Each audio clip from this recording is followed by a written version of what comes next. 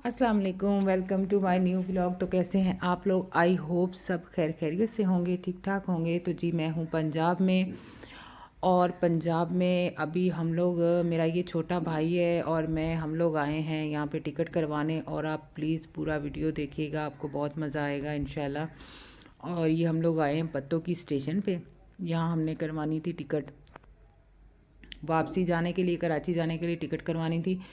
गाड़ियों का रश है, टिकट मिल नहीं रहे हैं, लेकिन हमें जो टिकट मिला वो भी 4-5 दिन बाद का था। जिस डेट को मुझे जाना था, मेरी कोशिश थी न्यू ईयर से पहले चली जाऊं, लेकिन तब की टिकट नहीं मिली। और टिकट मिली 3 तारीख की, और फिर टिकट लेके हम लोग वहाँ से निकले। आज हम वहाँ जा रहे हैं जहाँ पे हमारा जो घर था, जो हमारे वालिद साहब का घर था, जहाँ हम पैदा हुए। और उस गांव में मतलब अभी तो भाई शहर में रहते हैं, और वो जो जहाँ हम पैदा हुए, जो हमारे वालिद साहब का घर था ना, वो एक गांव में है। आज हम वहाँ जा रहे हैं, मैं और मेरा भाई। सबसे पहले हमने टिकट करवा लिया, उसके बाद हम लोग निकले। और ये रास्ते में जो है ना, गुलाब का जो है ना वो बाग था, और यहाँ पे हम लोग रुक गए थोड़ा। और आप पूरा वीडियो देखिएगा, आपको बहुत मज़ा आएगा। और ये जो है गुलाब के फूल लगे हुए हैं, कहते हैं कि पत्तों की जो है ना वो पाकिस्तान की सबसे बड़ी नर्सरी है। तो मेरा भाई ये बोलता है कि पाकिस्तान की सबसे बड़ी नर्सरी जो है ना वो पत्तों की शहर में ही है, लेकिन इस बात में कितनी सच्चाई है इसका मुझे नहीं पता। और वाकई यहाँ पे ना फूल वगैरह, गुलाब के फूलों के बाग और फूलों मतलब आप अगर पत्तों की क्रॉस करते हैं ना, तो आपको गुलाब के फूल और हर तरह के फूल मिलेंगे यहाँ पे, पौधे वगैरह। बहुत लंबी लंबी नर्सरियाँ बनी हुई हैं। तो जी इसके बाद हमें जाना था कब्रिस्तान में, अब्बू की कब्र पे, क्योंकि अम्मी जो उम्रा करके आई हैं ना, जो आब ज़मज़म का पानी लाई हैं, तो मैंने बोला कि वो जो है ना एक गिलास मुझे चाहिए, जो कि मैं अब्बू की कब्र पे डाल के आऊँगी और अब्बू से मिल के भी आऊँगी इंशाल्लाह। तो मैं अभी भाई के साथ उसी काम के लिए निकली हूँ। और मैंने कहा पंजाब आए और अब्बू की कब्र पे ना जाएं, ऐसा कैसे हो सकता है। तो ये हमारा कब्रिस्तान है जो कि उस गांव का है, जहाँ पे और भी हमारे रिश्तेदार हैं जिनकी कब्रें हैं। भाई ने मुझे सबका बताया। अल्लाह पाक मेरे अब्बू को जन्नत में जगह दे, और जितने भी फौतशुदा हैं सबको जन्नत में जगह दे, और उनके गुनाहों की बख्शिश करे। और ये आप यकीन करेंगे, यहाँ पे कब्रिस्तान में ख़ामोशी और इतना सुकून कि मैं बता नहीं सकती। मैं भाई को कह रही थी कि यहाँ पे कोई शोर नहीं है, कोई आवाज़ नहीं है। दिल चाह रहा है कि इधर बैठा रहे बंदा, यहाँ से उठे ना। और एक दिन हमने भी इस मिट्टी के नीचे ही जाना है। बस अल्लाह जो है रहम करे हम सब पे। तो अब्बू की कब्र जो है वो हम लोगों ने ना, मेरा भाई कहता है कि आग की कोई भी चीज़ बनी हो ना, वो कब्र पे नहीं लगानी चाहिए। मैंने भाई को कितनी बार बोला है कि कब्र पक्की करवा दो, तो वो कहता है बाजी, वो हिफ्स किया हुआ है उसने कुरान, तो वो कहता है कि बाजी कब्र कब्र में वैसे ही वो बहुत यहाँ पे अज़ाब होता है, तो यहाँ पे जो है ना आग से बनी हुई चीज़ जो है ना वो यहाँ पे मतलब लगानी नहीं चाहिए। लोग लगाते हैं लेकिन नहीं लगानी चाहिए, कब्र को कच्ची रखना चाहिए। अब इस बारे में ज़्यादा मुझे नहीं पता।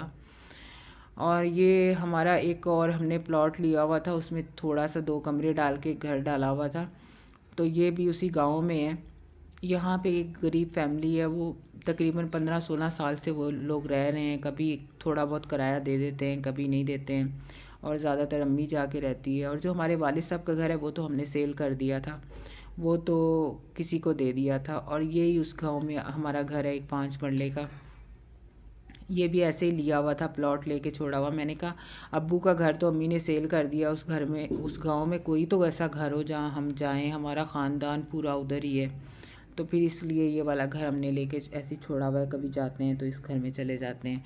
किराया वो जो फैमिली है वो एक कमरे में रहती है, एक कमरे को अम्मी ने ताला लगाया होता है, जब अम्मी आती हैं या हम आते हैं तो खोलते हैं। और ये वाला जो घर देख रहे हैं ना, ये वो घर है जो हमारे वालिद साहब का घर था, जहाँ हम पैदा हुए, जहाँ हम बड़े हुए। सब बहन भाई इस घर में रहते थे। बड़े अच्छे दिन थे। खैर मुझे तो वालिद साहब की जब वफ़ात हुई है मैं 5 साल की थी, और बाकी सब जो बड़े भाई थे उनको पता है अब्बू के बारे में, अब्बू की बातें करते हैं। मैंने तो अब्बू का प्यार इतना नहीं देखा क्योंकि मैं 5 साल की थी। जब मैं समझ वाली हुई तो अब्बू की डेथ हो गई थी, मेरे अब्बू की। ये शीशा जो कमरे में लगा हुआ है ना, ये मेरे अब्बू के हाथ का लगा हुआ है, और ये पूरा कमरा ही मेरे अब्बू के हाथ का बना हुआ है। बाहर थोड़ा बहुत अम्मी ने थोड़ा बहुत काम करवा लिया था, लेकिन ये जो कमरा है ना, ये मेरे अब्बू के हाथ का ही बना हुआ है। कच्चा कमरा है, और इतना ठंडा होता था ना गर्मियों में, मैं आपको क्या बताऊँ। और यहाँ आके ना मुझे अपना बचपन पूरा याद आ गया, क्योंकि मैं इस घर में रही हूँ, मैंने इस घर को संभाला है। बहुत सी यादें हैं इस घर में, बहुत सी यादें हैं। छोटी सी सीढ़ी ऊपर जाती है छत पे, और इस कच्चे कमरे की जो छत है ना, इस छत के ऊपर एक पीछे मस्जिद है। मस्जिद के अंदर एक नीम का दरख्त लगा हुआ था, जो कि हमारी छत पे थोड़ा सा आता था उसका साया, एक दो चार पाइयों जितना साया आता था। काम वाम करके लाइट नहीं होती थी तो उस छाँव में जाके बैठते थे।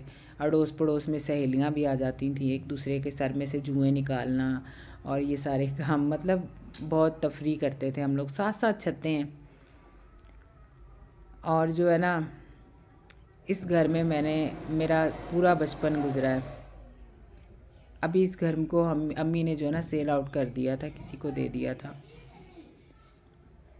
अच्छा, ये सामने देख रहे हैं मैं आपको, ये जो इन्होंने ऊपर कमरा बना दिया ना छत पे, ये जो अभी जिन्होंने ख़रीदा है सिर्फ उन्होंने यही काम करवाया है। बाकी सब जो है ना घर वैसे का वैसा ही है। और वो पीछे मस्जिद जो है ना वो नई बन रही है। यहाँ मस्जिद जो मतलब बचपन से ही हम देखते हुए आ रहे हैं, यहाँ मस्जिद है, लेकिन अभी वो थोड़ा काम करवा रहे हैं ना। तो नीम का दरख्त था, बहुत बड़ा था, वो इन्होंने काट दिया है। तो आई होप जी आप लोगों को मेरा वीडियो अच्छा लगा होगा। अगर अच्छा लगा हो तो मेरे चैनल को सब्सक्राइब ज़रूर कीजिएगा, मेरी वीडियो को लाइक कीजिएगा। Thank you so much.